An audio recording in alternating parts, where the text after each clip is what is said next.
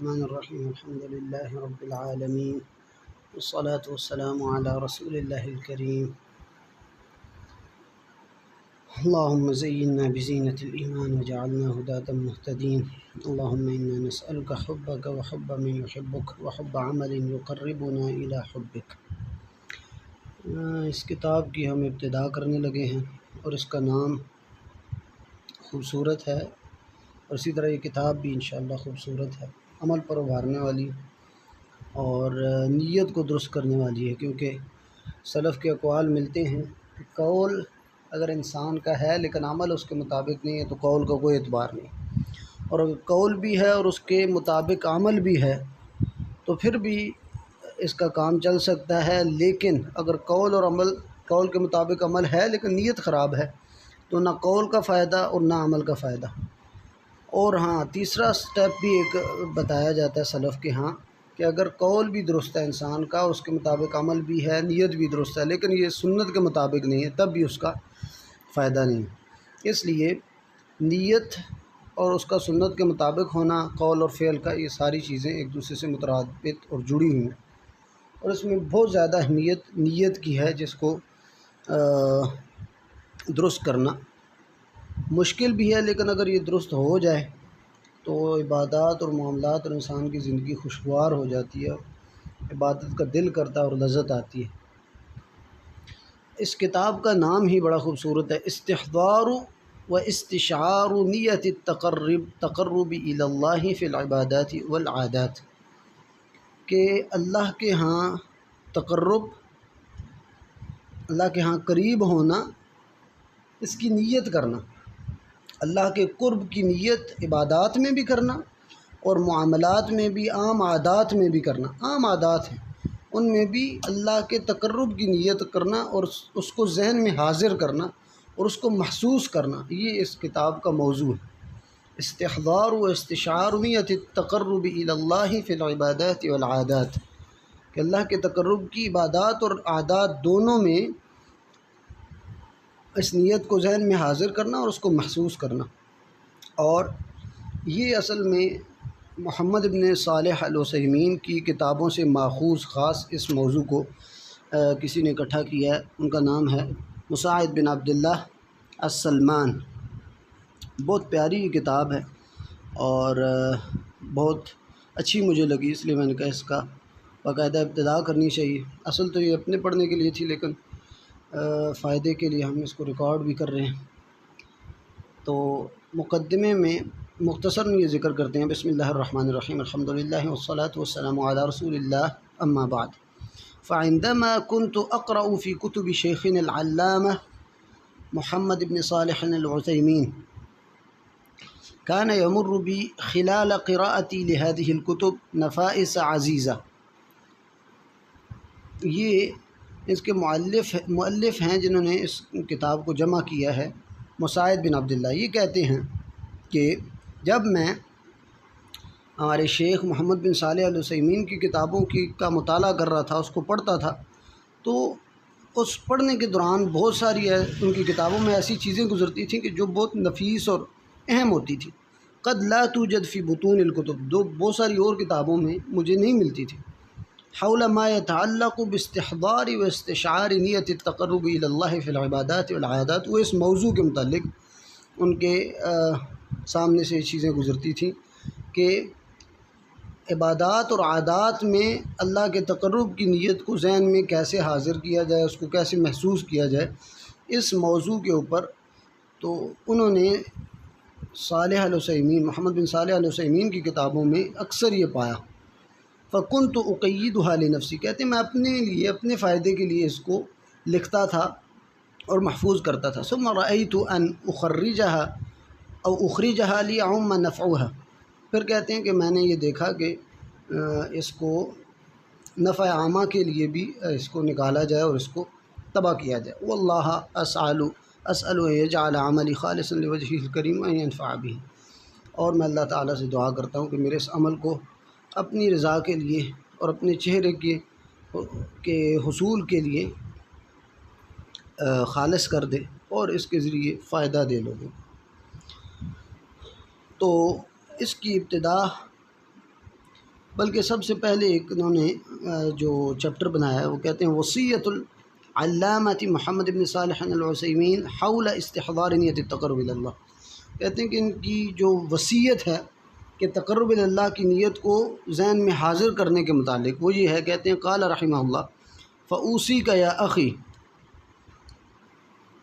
ونفسی ان تحرص دائما علی اغتناب الاعمال بالنیت الصالحہ. کہتے ہیں کہ میں آپ کو بھی اے میرے بھائی اور میں اپنے آپ کو اس بات کی وصیت کرتا ہوں کہ آپ ہمیشہ اس بات کے حریص رہیں، اس بات کی تلاش میں رہیں کہ جو اعمال کر رہے ہیں آپ نیک اعمال، ان میں صالح نیت نیک نیت کو ڈھونڈیں اور اس کی کوشش کریں. حتی تکون لک عند اللہ ذخرا یوم القیامہ، تاکہ قیامت کے دن یہ آپ کے لیے ایک ذخیرہ بن کر اور ایک خزانہ بن کے آپ کے لیے سامنے آئے. فَكَمْ مِنْ عَمَلٍ صَغِيرٍ أَصْبَحَ بِالنِّيَّةِ كَبِيرًا. اور کہہ رہے ہیں کتنے ایسے عمل ہیں جو عمل چھوٹے ہیں لیکن نیت کی وجہ سے بہت بڑے ہو جاتے ہیں. وَكَمْ مِنْ عَمَلٍ كَبِيرٍ أَصْبَحَ بِالْغَفْلَةِ صَغِيرًا. اور کتنے بہت بڑے بڑے عمل ہوتے ہیں لیکن غفلت کی وجہ سے بہت چھوٹے ہو جاتے ہیں، یعنی نیت کی غفلت کی وجہ سے ان اعمال کی زیادہ قدر نہیں ہوتی اللہ کے. تو یہ ان کی کتاب کی ابتدا میں سب سے پہلے شیخ کی وصیت لاتے ہیں، اور اسی سے اس کتاب کی اہمیت کا بھی اندازہ ہوتا ہے کہ نیت کا بہت عمل دخل ہے انسان کے اعمال سے. جن اعمال کی بنیاد پر اس نے جنت کا حصول اس کی امید رکھ رہا ہوتا ہے، تو ان اعمال کا فائدہ کب ہوگا؟ جب اس کے ساتھ اچھی نیت جڑی ہوئی ہوگی. اور پھر ظاہر سی بات اگلا سٹیپ یہ ہے کہ سنت کے مطابق اگر ہوگی تو پھر ان قول اعمال اور نیت کا بھی فائدہ ہوگا. اللہ تعالیٰ اس کے لیے علم ہے، قرآن و سنت کا علم حاصل کیا جائے اور سنت کے مطابق پھر عمل ہوگا، قول ہوگا اور نیت درست ہوگی تو پھر انشاءاللہ اللہ تعالیٰ زندگی میں بھی بہاریں کرے گا اور آخرت میں بھی آسانیاں ہوں گی. تو ادھر سے آگے ایک چیپٹر بناتے ہیں اور اس کا نام رکھتے ہیں اہمیت و استحضار نیت التقرب الی اللہ، کہ اللہ کے تقرب کی نیت کو ذہن میں لانا اس کی اہمیت کیا ہے. اس کے اوپر چیپٹر انہوں نے باندھا اور ٹاپک کے تحت کہتے ہیں ما من عامل الا وله نیہ. ہر عمل کرنے والے کی ذہن میں ایک نیت ہوتی ہے. ولكن النیات تختلف اختلافا عظیما وتتباین تباینا بعیدا کما بین السماء والارض. لیکن کہتے ہیں کہ نیتیں ہر عمل کرنے والے کے ذہن میں اور اس کے عمل میں ضرور ہوتی ہیں، لیکن نیات میں بڑا اختلاف ہوتا ہے، بہت دوری کا اختلاف ہوتا ہے، جیسا کہ زمین و آسمان کا فرق ہو سکتا ہے. مثال کے طور پر من الناس من نیتہ فی القمۃ فی اعلی شیء.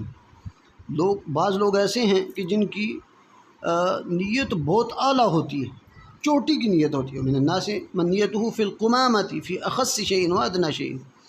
اور کچھ لوگ ایسے ہیں کہ عمل ٹھیک ہے ان کا لیکن نیت ان کی بالکل خستہ اور کم اور ادنا درجے کی ہوتی ہے.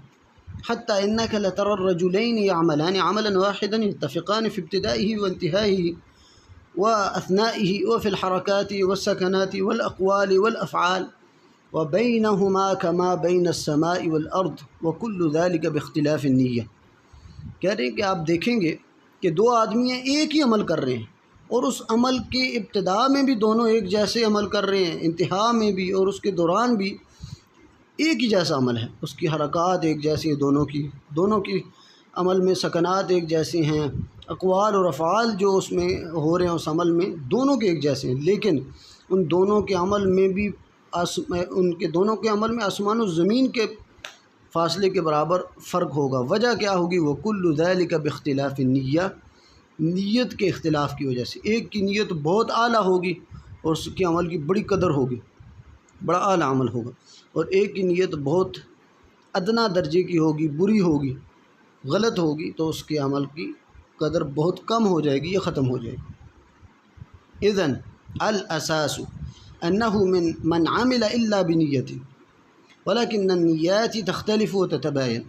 تو اس سے نتیجہ یہ کہتے ہیں یہ نکلتا ہے کہ بنیاد یہ ہے کہ جو بھی عمل کرنے والا ہے اس کی نیت ضرور ہوتی ہے، لیکن نیات میں بڑا فرق ہوتا ہے، بہت اختلاف ہوتا ہے، بہت ہی درجات ہوتے ہیں. ولہذا قیل، اسی لیے یہ بات کہی گئی ہے. کہتے ہیں اہل الیقظۃ عادتہم عبادات، کہ جو بیدار لوگ ہیں نا، بیدار لوگ، ان کی عادات بھی عبادات ہوتی ہیں، عادتیں بھی ان کی عبادتوں میں شامل ہو جاتی ہیں نیتوں کی وجہ سے۔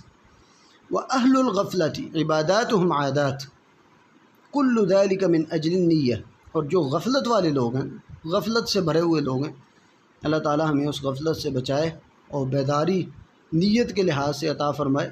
تو کہتے ہیں اہل الغفلۃ عباداتہم عادات، کہ غفلت والے جو لوگ ہیں ان کی عبادات بھی ایک طرح کی عادات بن جاتی ہیں، کوئی اس کے ساتھ نیت نہیں ہے خاص۔ تو یہ اس کی اہمیت کے تحت انہوں نے چیزیں ذکر کی کہ نیت ایسی چیز ہے کہ جو کسی عمل کی اہمیت کو اور اس کے ثواب کو اور اس کی قدر کو بڑھاتے ہیں۔